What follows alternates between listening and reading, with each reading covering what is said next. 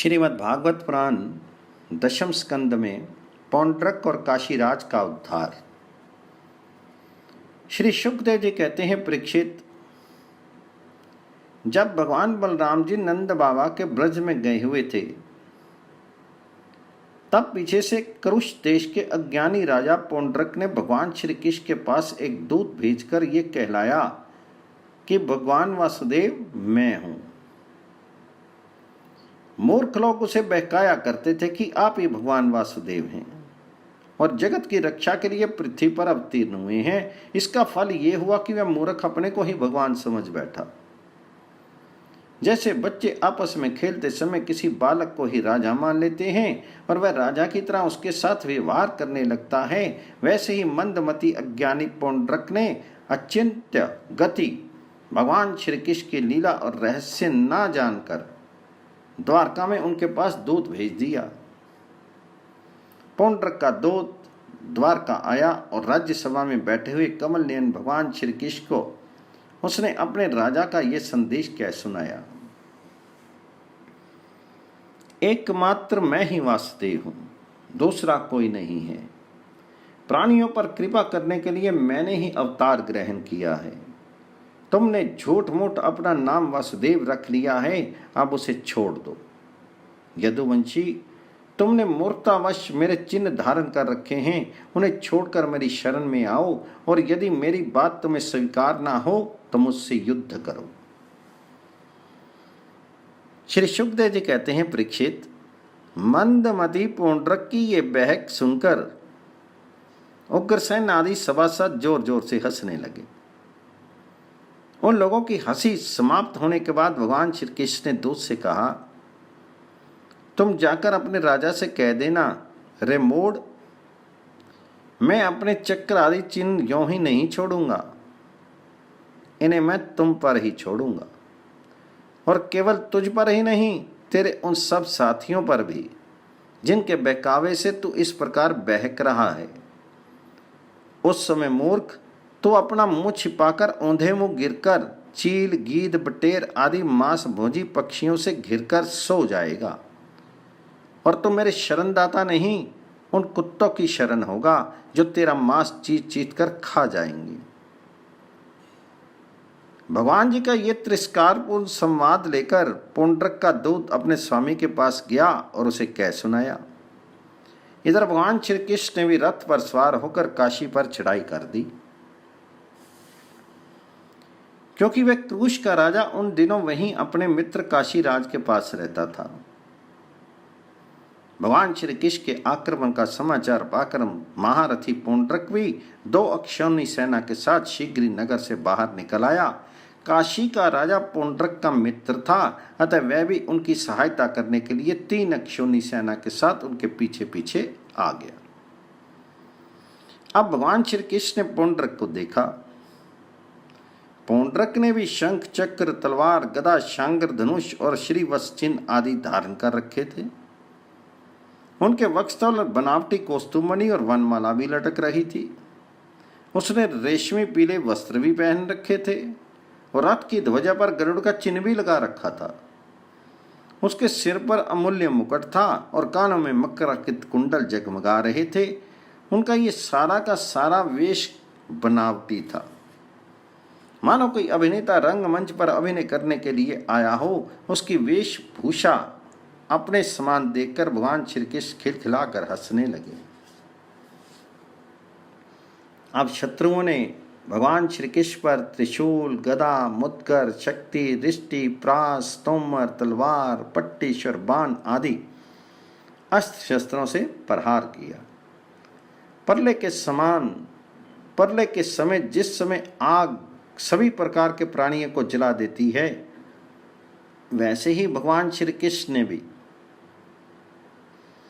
गदा, तलवार, चक्र और बाण आदि शस्त्र अस्त्रों से पौंड्रक तथा काशीराज के हाथी, रथ, घोड़े और पैदल की चित्रंगनी सेना को तहस नहस कर दिया।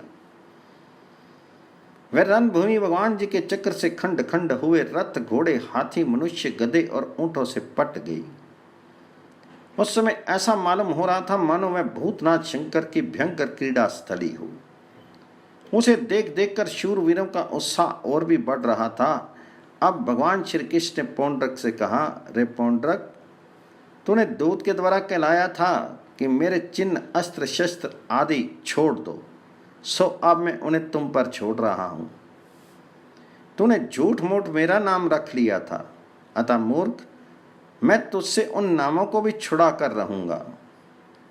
रही तेरे शरण में आने की बात, सो यदि मैं तुझसे युद्ध ना कर सकूंगा तो तेरी शरण ग्रहण करूंगा। भगवान श्री कृष्ण ने इस प्रकार पौंड्रक का तिरस्कार करके अपने तीखे बाणों से उसके रथ को तोड़ फोड़ डाला और चक्र से उसके सिर वैसे ही उतार लिया जैसे इंद्र ने अपने वज्र से पहाड़ की चोटियों को उड़ा दिया था।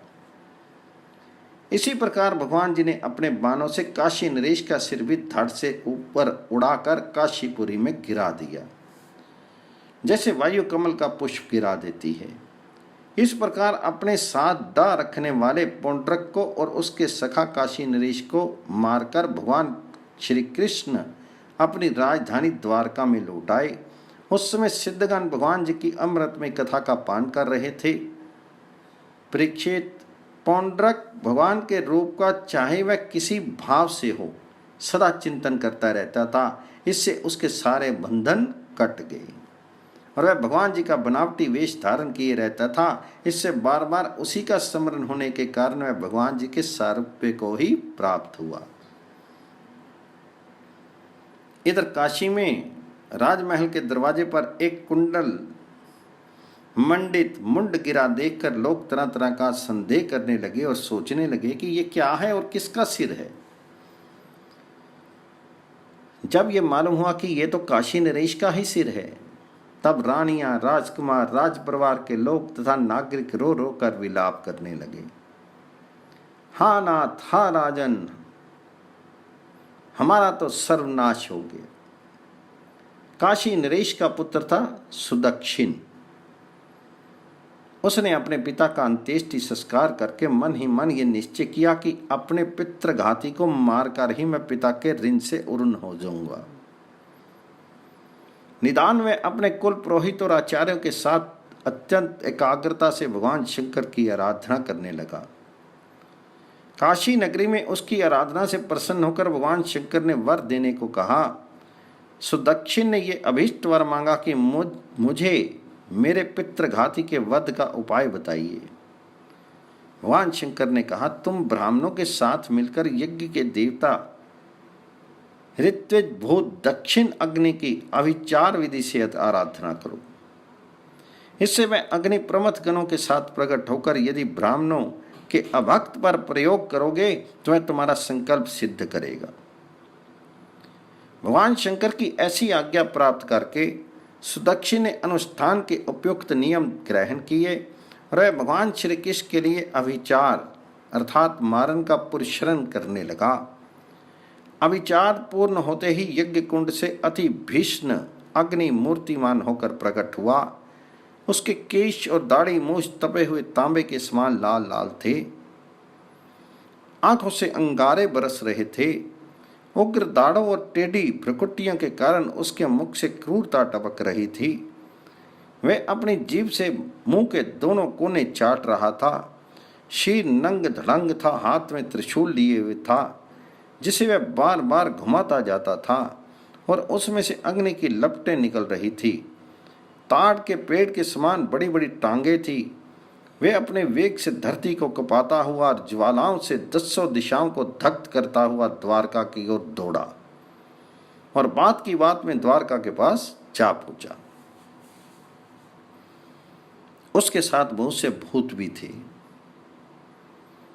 उस अभिचार की आग को बिल्कुल पास आई हुई देखकर द्वारकावासी वैसे ही डर गए जैसे जंगल में आग लगने पर हरिण डर जाते हैं। वे लोग भयभीत होकर भगवान जी के पास दौड़े हुए आए। भगवान उस समय सभा में चौसर खेल रहे थे।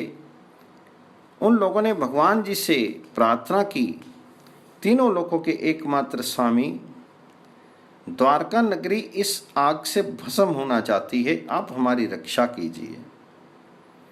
आपके सिवा इसकी रक्षा का और कोई नहीं कर सकता। शरणागत वत्सल, भगवान जी ने देखा कि हमारे स्वजन भयभीत हो गए और पुकार पुकार कर विकलता भरे स्वर से हमारी प्रार्थना कर रहे हैं। तब उन्होंने हंसकर कहा, डरो मत, मैं तुम लोगों की रक्षा करूंगा।